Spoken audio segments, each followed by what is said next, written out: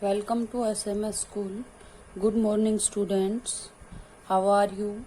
I hope you are fine. देखिए बेटा, हम 8th क्लास में एक्सरसाइज 3.3 का फर्स्ट क्वेश्चन कर चुके थे। अभी पहले हम क्वाड्रिलेटरल की कुछ टाइप्स पढ़ेंगे, उसके बाद सेकंड क्वेश्चन करेंगे। देखिए, काइंड्स ऑफ क्वाड्रिलेटरल, कुछ टाइप्स इस एक्सरसाइज में दी गई हैं, कुछ टाइप नेक्स्ट एक्सरसाइज में। तो जो इस एक्सरसाइज में जो क्वाड्रिलेटरल की टाइप यूज होंगी हम उनको पढ़ रहे हैं। फर्स्ट है ट्रेपिज्म। देखिए ट्रेपिज्म क्या होता है। ट्रेपिज्म इज एक क्वाड्रिलेटरल। ट्रेपिज्म एक क्वाड्रिलेटरल है with a pair of parallel sides. इसमें जैसे एक क्वाड्रिलेटरल में 4 साइड हैं, 4 में से इसमें एक पेयर यानी कि 2 साइड पैरेलल होती है। ठीक है, तो देखिए मैंने ये फिगर बना के यहाँ एरो लगा रखे हैं। इसमें ये दोनों साइड पैरेलल है। पैरेलल मतलब इनके बीच का जो डिस्टेंस है हर जगह इक्वल है। ठीक है, नेक्स्ट देखिए, next type kite. Kite is a special type of a quadrilateral. Kite एक क्वाड्रिलेटरल की स्पेशल टाइप है। The side with the same marking in each figure are equal. भी प्रत्येक फिगर में जो साइड्स की मार्किंग है, देखिए जैसे ये फिगर बना रखा है, इसमें अब जैसे कि आपने पैरेललोग्राम में पीछे भी पढ़ा है, आगे बताएंगे, अपोजिट साइड इक्वल होती है। इसमें ऐसा नहीं है। इसमें जो एडजेसेंट साइड है यानी कि वन पेयर, जिन 2 साइड्स का वर्टेक्स, एक वर्टेक्स कॉमन हो, दोनों पेयर इक्वल होते हैं। जैसे कि ये पेयर, एक ये पेयर, तो इस साइड के इक्वल ये साइड है और इसके इक्वल ये एक क्वाड्रिलेटरल की टाइप है जिसका नेम क्या है, काइट। नेक्स्ट देखिए parallelogram. A parallelogram is a quadrilateral whose opposite sides and angles are equal. एक पैरेललोग्राम क्वाड्रिलेटरल ही है जिसकी अपोजिट साइड्स और एंगल इक्वल होते हैं। इसकी कुछ प्रॉपर्टीज हैं कि भी एक पैरेललोग्राम में क्या क्या होता है वो देखिए।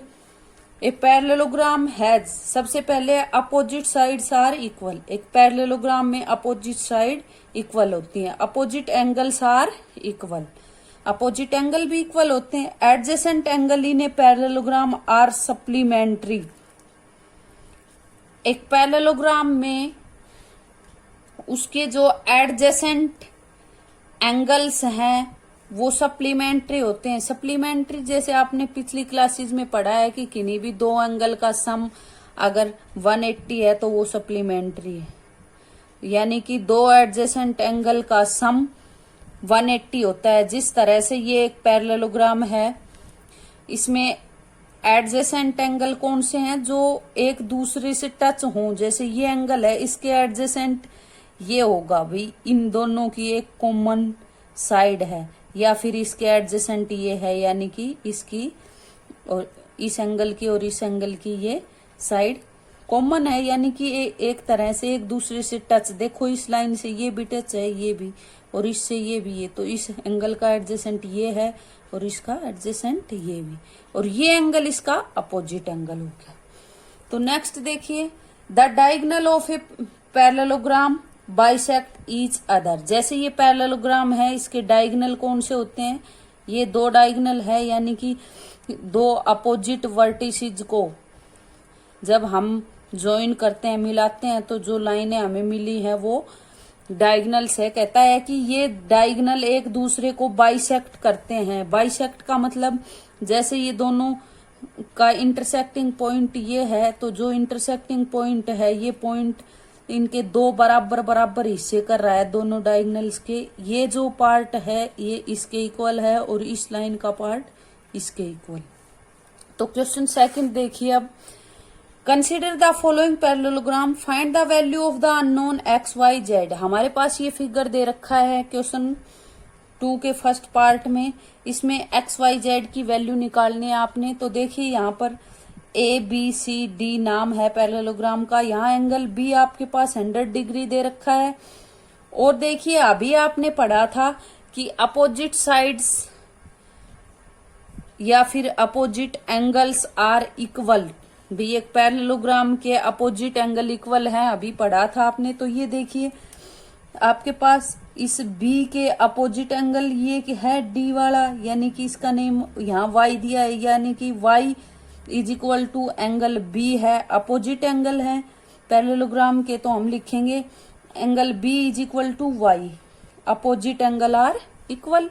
एक पैरेललोग्राम के अपोजिट एंगल इक्वल होते हैं, इसलिए y की वैल्यू क्या होगी, जो b की है, b 100 है तो y भी क्या होगा 100, क्योंकि दोनों इक्वल है। नाउ अब देखिए x और ये b वाला 100 जो है, ये दोनों एडजेसेंट एंगल है। और अभी हमने पढ़ा था कि एडजेसेंट एंगल सप्लीमेंट्री होते हैं, यानी कि उनका सम 180 होता है। तो हम यदि अगर x और 100 यानी कि एंगल b को ऐड करें तो 180 लिख सकते हैं। x plus 100 is equal to 180। क्यों? एडजेसेंट एंगल प्रॉपर्टी है आपके पास कि भैया एडजेसेंट एंगल्स का सम 180 होता है, या सप्लीमेंट्री कहें, एक ही बात है। यहाँ से x की वैल्यू निकालेंगे, 100 को उधर ट्रांसफर करेंगे, इधर प्लस है उधर जाके माइनस हो जाएगा। यहाँ x की वैल्यू ये सब्ट्रैक्शन होके 80 डिग्री आ गई। यहाँ देखिए अब x के बाद यहाँ y की वैल्यू आ चुकी, x की आ चुकी। अब हमें z चाहिए। z हमारे पास ये है, देखिए ये x का अपोजिट एंगल है, तो x is equal to z लिख सकते हैं हम। तो क्या लिखेंगे, x is equal to z, और x की वैल्यू 80 आई है हमारे पास, तो z क्या हो गया 80 डिग्री। क्या है ये, अपोजिट एंगल प्रॉपर्टी। नेक्स्ट देखिए सेकंड पार्ट, इसी तरह से क्वेश्चन दिया है, ये फिगर, इसमें वैल्यू निकालनी है बेटा। यहाँ ये x, y 50 और z दे रखे हैं, ये हम मान के चलेंगे जैसे आपने ये एंगल 1 मान लिया, क्योंकि 50 का अपोजिट तो यही है। हमें तो ये मिल सकता है, z तो मिलेगा नहीं क्योंकि अंदर वाले हैं अपोजिट, ये z एक्सटीरियर हो गया। तो हम एंगल 1 लिखेंगे 50 degree, opposite angle are equal, क्योंकि ये एक पैरेललोग्राम के अपोजिट एंगल है। अब देखिए बेटा, पीछे भी बताया था मैंने पिछली क्लास में कि ये दो एंगल हैं, तो इन दोनों एंगल्स को जब हम पूरा एक लेंगे इकट्ठा, देखिए दिस एंगल प्लस दिस, यानी कि इन दोनों एंगल को इकट्ठा करके क्या बन रही है, ये एक स्ट्रेट लाइन बन रही है, सीधी लाइन। और ये सीधी लाइन पर कितने डिग्री का एंगल होता है, 180 का, यानी कि ये स्ट्रेट एंगल हो गया। तो इन दोनों एंगल को अगर हम ऐड कर लें तो ये एक स्ट्रेट लाइन यानी कि स्ट्रेट एंगल बनेगा 180। इसको हम लीनियर पेयर बोलते हैं। तो हम लिखेंगे angle 1 plus Z is equal to 180 होगा, क्यों, लीनियर पेयर। यहाँ 1 की वैल्यू 50 डिग्री है, 50 लिखा, plus Z is equal to 180। यहाँ से जेड की वैल्यू निकालेंगे, 50 को उधर ट्रांसफर करेंगे, माइनस हो जाएगा क्योंकि इधर प्लस है, यहाँ माइनस होके जेड की वैल्यू 130 आ गई। नाउ देखिए अब एक्स की वैल्यू भी हमारे पास, अब एक्स और वाई निकालने, हम जेड निकाल चुके। तो देखिए हमने क्या किया, एक्स वाई इनके अपोजिट तो कोई वैल्यू नहीं है, लेकिन यहाँ है तो हम लिख सकते हैं, चाहे ये एंगल ले लीजिए चाहे ये दोनों एडजेसेंट एंगल है, हम लिख सकते हैं X plus 50 degree is equal to 180, क्योंकि एडजेसेंट एंगल प्रॉपर्टी है। चाहे ये लिख लीजिए क्योंकि ये भी दोनों एडजेसेंट है, तो एंगल 1 भी तो हमारे पास 50 डिग्री है, एक ही बात है। तो x की वैल्यू निकालने के लिए 50 को उधर ट्रांसफर करेंगे, माइनस हो गया, इधर आके x की वैल्यू आ जाएगी, घट के 130 आ गई। अब x और y इक्वल है, अपोजिट एंगल है एक पैरेललोग्राम के, तो x is equal to y, opposite angle property. यहाँ से y की वैल्यू क्या आ जाएगी, x की तो आप पीछे ही निकाल चुके, y की चाहिए, तो x के इक्वल y है, तो y की भी वैल्यू वही होगी जो x की है, x की जगह x की वैल्यू रख देंगे। नेक्स्ट पार्ट देखिए, ये फिगर दे रखा है आपके पास सॉल्यूशन। यहाँ से देखिए बेटा, ये एंगल कुछ अलग तरह से बना के दे रखा है, बिल्कुल चौकोर।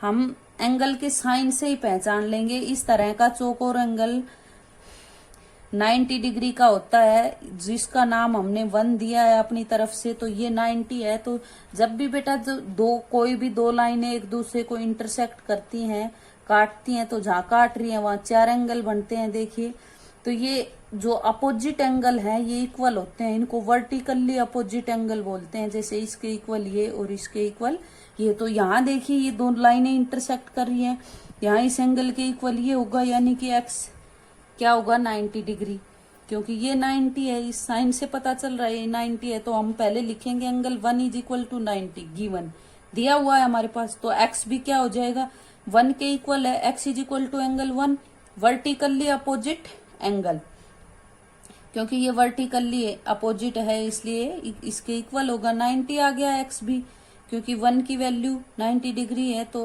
1 के इक्वल एक्स है इसलिए 90 डिग्री।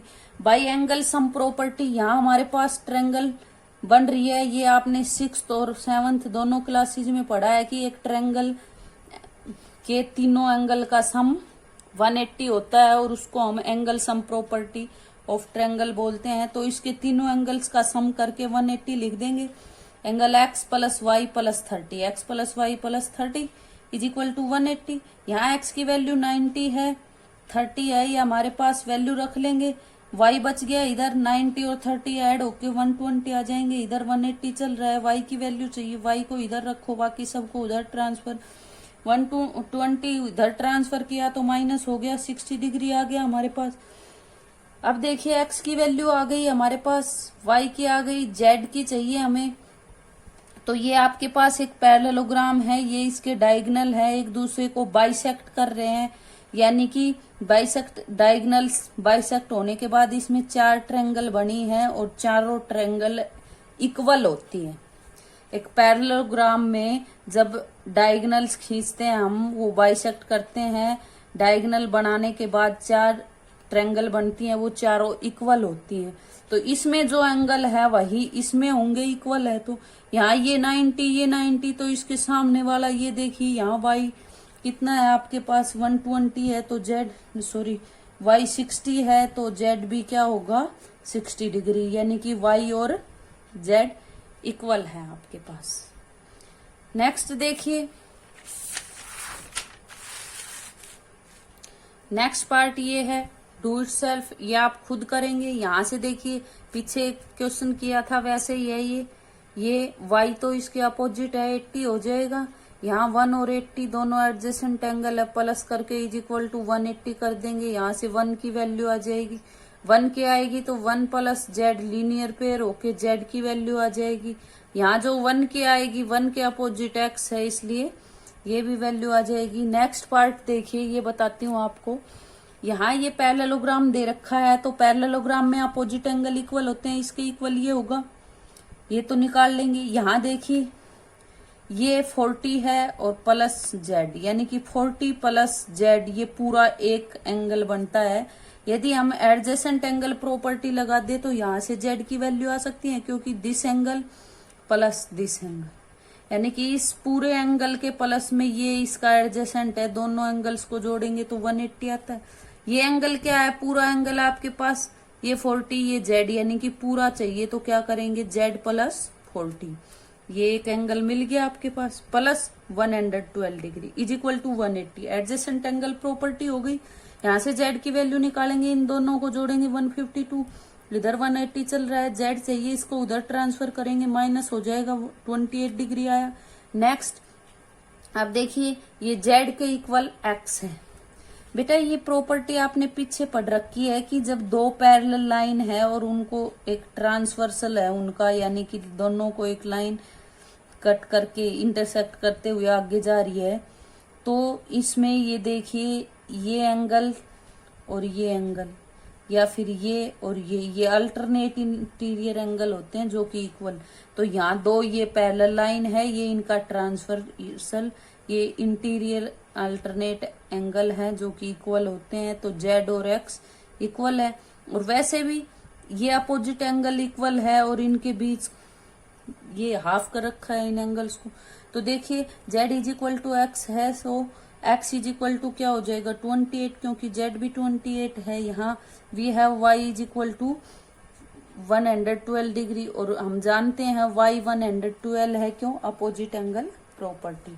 नेक्स्ट थर्ड क्वेश्चन देखिए, can a quadrilateral ABCD be a parallelogram if, कहता है कि एक क्वाड्रिलेटरल एबीसीडी है, वो पैरेललोग्राम हो सकती है अगर इसमें ये कंडीशन दे रखी है। इफ यदि ये कंडीशन दे रखी है, इनको देख के, जैसे हमने ये पैरेललोग्राम बना के देखा ए बी सी डी, यहाँ कंडीशन को रख के हम देखते हैं कि भाई ये ट्रू होंगे या नहीं। कहता है angle D plus angle B 180। यहाँ देखिए एंगल डी ये है और एंगल बी ये, क्या एक पैरेललोग्राम में अपोजिट एंगल 180 होते हैं? भी जरूरी नहीं, लेकिन में भी हो सकते हैं। जैसे एक रेक्टेंगल होता है, जैसे सभी एंगल 90 डिग्री हो तो वो हो सकता है, तो हम आंसर क्या देंगे? लेकिन सभी एंगल जरूरी नहीं कि ये हो। मान लो ये 120 है तो इसका अपोजिट ये भी 120 होगा, तो क्या ये इनका सम 180 हुआ? नहीं। लेकिन कुछ कंडीशन में हो भी सकता है, तो हम लिखेंगे can be but no need not be. भी हो भी सकता है परंतु नहीं भी हो सकता। नेक्स्ट पार्ट देखिए, नेक्स्ट का answer A B is equal to D C, ये एक पैरेललोग्राम में होती है। नेक्स्ट आगे भी देख कुछ दे रखा है, ए डी 4 सेंटीमीटर और बी सी, ए डी के इक्वल बी सी होती है। यहाँ ए डी 4 दे दी और बी सी 4.4, यानी कि ये अपोजिट इक्वल होती है और इसमें नहीं है, मीन्स ये पैरेललोग्राम नहीं है, तो हम आंसर देंगे नो। नेक्स्ट एंगल ए 70 और सी 65। एंगल ए ये 70 डिग्री दे दिया हमारे पास नेक्स्ट पार्ट में, और ये 65। क्या है पैरेललोग्राम में ऐसा होता है?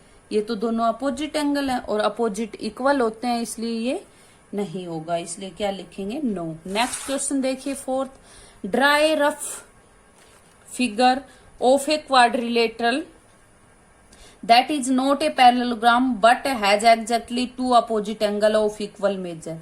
भी एक रफ फिगर बनाना है क्वाड्रिलेटरल का, जिसमें क्या हो, देखिए that is not a parallelogram, वो parallelogram but has exactly two opposite angle of equal measure। कहता है कि पैरेललोग्राम ना हो परंतु क्या हो, उसमें दो opposite angles of equal major. भी पैरेललोग्राम में सभी अपोजिट एंगल इक्वल होते हैं, इसमें सिर्फ 2 यानी कि एक पेयर अपोजिट एंगल का इक्वल हो लेकिन पैरेललोग्राम ना हो, ऐसा फिगर बनाना है आपने। तो ऐसा फिगर एक काइट है, एक काइट देखिए, काइट में क्या होता है कि इस साइड के इक्वल ये होती है और इसके इक्वल ये, इन दोनों के बीच जो एंगल बन रहा है ये अपोजिट एंगल इक्वल होते हैं, ये इक्वल नहीं होते लेकिन ये एक पेयर होता है, तो इसका आंसर होगा काइट। बना के दिखाएंगे आप। फिफ्थ क्वेश्चन देखिए, the measure of two adjacent angle of a parallelogram are in the ratio 3:2। भी एक पैरेललोग्राम के एडजेसेंट एंगल की मेजर का जो रेशियो है वो 3:2 है। Find the measure of each of the angle of the parallelogram. तो पैरेललोग्राम के प्रत्येक एंगल्स की मेजर बतानी है आपने। देखिए सॉल्यूशन, हम सबसे पहले लिखेंगे ratio of two adjacent angle of parallelogram. एक पैरेललोग्राम के एडजेसेंट एंगल का रेशियो 3:2 दे रखा है। रेशियो के अकॉर्डिंग ये हम एंगल मान के चलेंगे। लेट फर्स्ट एंगल 3x, इसलिए सेकंड एंगल क्या होगा 2x। अकॉर्डिंग टू क्वेश्चन देखिए क्या कहा गया है इसमें कि एडजेसेंट एंगल का रेशियो दे रखा है। एडजेसेंट एंगल हमने मान लिए दोनों, और आपको पता है एक पैरेललोग्राम में एडजेसेंट एंगल का सम 180 होता है, तो हम दोनों एडजेसेंट एंगल का सम करेंगे is equal to 180। Adjacent angle property, यहाँ 3x + 2x हो जाएगा 5x इज इक्वल टू 180 चल रहा है। x की वैल्यू चाहिए, यहाँ x के साथ 5 मल्टीपल में इधर ट्रांसफर करेंगे, डिवाइड हो जाएगा। 5 से जब इसको काटेंगे तो ये 36 पे कटेगा, तो x की वैल्यू आ गई आपके पास 36 डिग्री।